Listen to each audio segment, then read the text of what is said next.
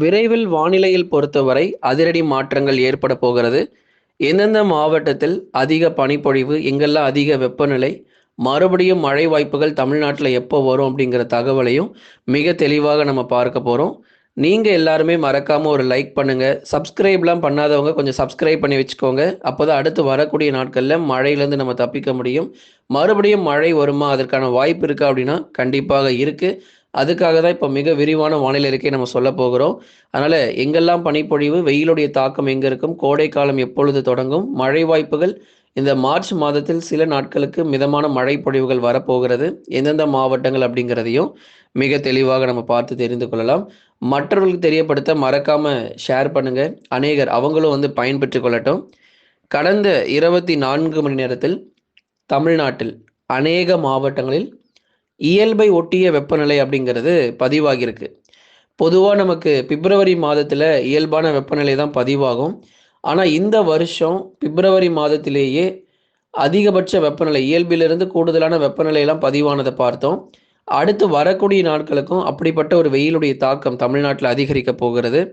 ஆகவே கடந்த 24 மணி நேரத்தில் 80 முதல் 90% வரைக்கும் பெரும்பாலான மாவட்டங்களில் இயல்பான வெப்பநிலை பதிவானது. சில பகுதிகளில் மட்டும் கூடுதல் வெப்பநிலையானது பதிவாகியிருக்கிறது. அடுத்து வரக்கூடிய நாட்களுக்கு இயல்பிலிருந்து 2 முதல் 3 டிகிரி செல்சியஸ் வரைக்கும் வெப்பம் அதிகரிக்கும். குறிப்பாக உள் மாவட்டத்தில் இயல்பிலிருந்து வெப்பநிலை கணிசமாக அதிகரிக்க வாய்ப்பு இருக்கு. தென் மாவட்டத்தில் இருக்கக்கூடிய மதுரை, திண்டுக்கல், விருதுநகர், சிவகங்கையிலும் இயல்பிலிருந்து கணிசமாக வெப்பநிலையானது அதிகரிக்க வாய்ப்புள்ளது. வேலூர், திருப்பத்தூர், ராணிப்பேட்டை, திருவண்ணாமலை உள்ளிட்ட மாவட்டங்களிலும் கணிசமாக வெப்பநிலை பொறுத்தவரை இயல்பிலிருந்து வரும் நாட்களில் அதிகரிக்கும். சரி, மழை ஏதாவது பதிவாக வாய்ப்பு இருக்காங்க அப்படின்னா கண்டிப்பாக இருக்கு. மிதமான மழை பெய்ய வாய்ப்பு. தென் மாவட்டத்தினுடைய கடலோர பகுதிகளில் மறுபடியும் ஒரு கணிசமான ஒரு மழை பொழிவுகள் தொடங்க போகுது. நீங்கள் எதிர்பார்க்குற மாதிரி மிக கனமழை, அதி கனமழை, ரெட் அலர்ட்டு, வெள்ளப்பெருக்கு அப்படிங்கிறது இருப்பதற்கான வாய்ப்பு இல்லை. ஒரு மிதமானதுலேருந்து கனமழை மட்டும்தான். தூத்துக்குடி, திருநெல்வேலி, ராமநாதபுரம், புதுக்கோட்டை போன்ற மாவட்டத்தில் எப்போ மழை வரும் அப்படின்னா பிப்ரவரி இறுதி மற்றும் மார்ச் முதல் வாரத்தில் கணிசமாக சில இடங்களில் மிதமான மழையும் ஓரிரு இடங்களில் கனமழையுமாக பதிவாக வாய்ப்புள்ளது. மற்றபடி பெரிதளவில் மழை வாய்ப்புகள் எதிர்பார்க்க முடியாது. ஆனால் அப்படிப்பட்ட ஒரு மழை பொழிவு வந்தால் நம்ம உறுதியாக நம்ம அறிவிக்கிறோம். ஏன்னா இந்த கோடை காலங்களில் மழை வாய்ப்பு அப்படிங்கிறதே நம்ம ரொம்ப மிகப்பெரிய ஒரு விஷயமாக இருக்கும். ஏன்னா பொதுவாக வங்கக்கடல் பகுதிகளில் ஒரு குறைந்த காற்றழுத்த தாழ்வு பகுதியானது உருவாகி தொடர்ந்து வடக்கு வடமேற்கு திசை நோக்கி நகர்ந்து வடக்கு ஆந்திர பகுதிகள் மற்றும் ஒரிசா பகுதிகளில் நிறைய நேரங்கள் நமக்கு மழை வருகிறது நம்ம பார்ப்போம். குறிப்பாக நமக்கு கோடை காலங்களில் நிறைய தாழ்வு பகுதிகள் வங்கக்கடல் பகுதிகளில் உருவாகக்கூடும்.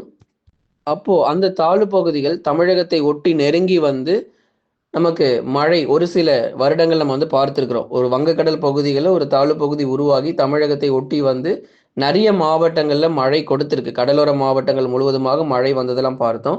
அப்படிப்பட்ட ஒரு மழை பொழிவு இந்த வருஷமும் இருக்குமா அப்படிங்கிறத உறுதியாக நம்ம அடுத்து வரும் நாட்களில் சொல்கிறோம்.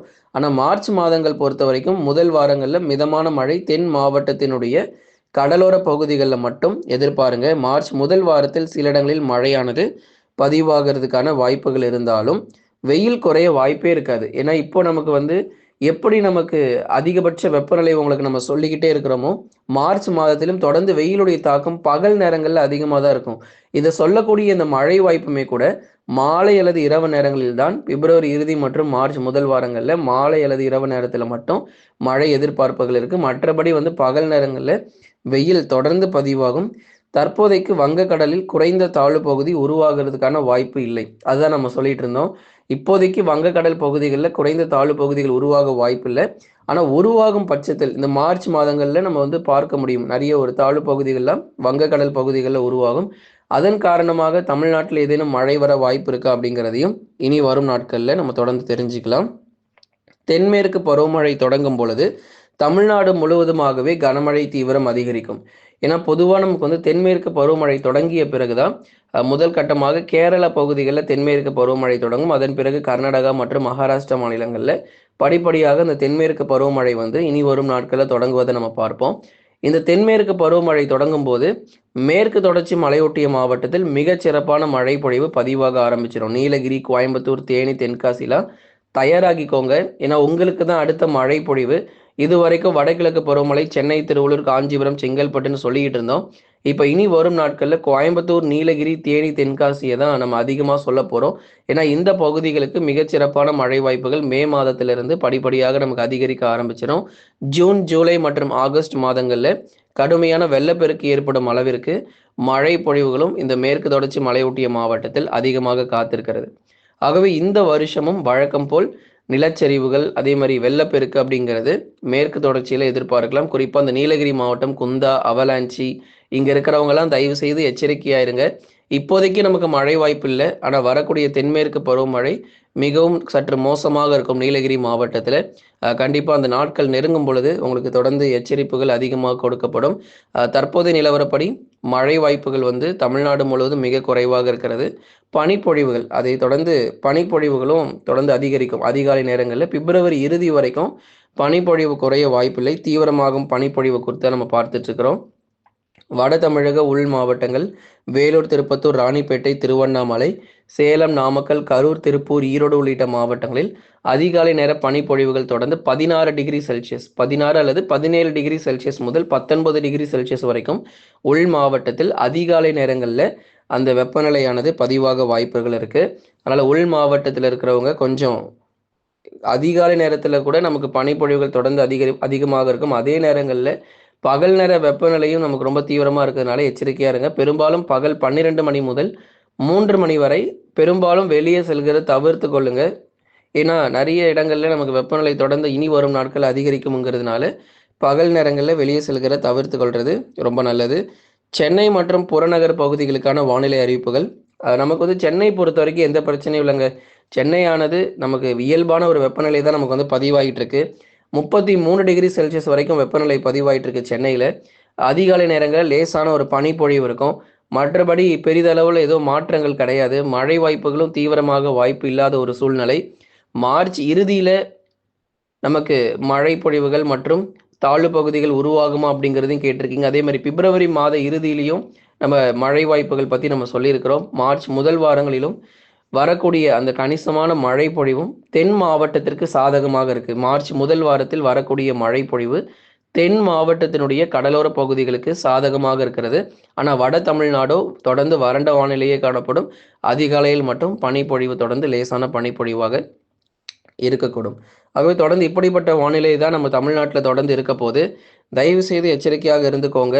ஏன்னா இப்போ பகல் நேர வெப்பநிலையும் தொடர்ந்து அதிகரிக்க போகிறது. எல்லா நேரங்களிலும் நமக்கு மழை வாய்ப்புகள் கிடைக்காது. ஏன்னா வடகிழக்கு பருவமழை போலவே நம்ம எல்லா நாட்களும் கனமழை எதிர்பார்க்க முடியாது. நம்ம அடுத்த பருவமழை வடகிழக்கு பருவமழையில தான் எல்லா நாட்களும் மழை வாய்ப்புகள் எதிர்பார்க்க முடியும். இப்போ தென்மேற்கு பருவமழை வருகிறதுனால தயாராகிக்கோங்க.